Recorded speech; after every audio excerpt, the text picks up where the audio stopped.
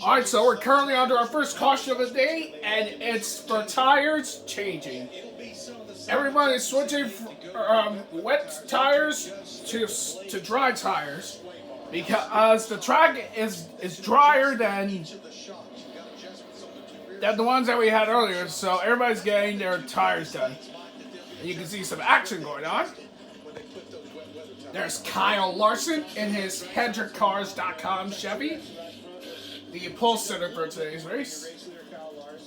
There's Denny Hamlin in his number 11 Mavis Tires and Brakes Toyota, new sponsor for 2024. There's Noah Gregson and Christopher Bell in his number 20 Mobile One Toyota. Some trouble for Bubba Wallace, but manages to regain his consciousness. It will continue. And looks like everybody stopped. Huh.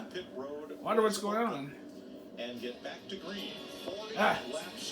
I guess everybody wants to everybody needs to get in a position. That's why they stopped. That makes sense. That makes sense indeed.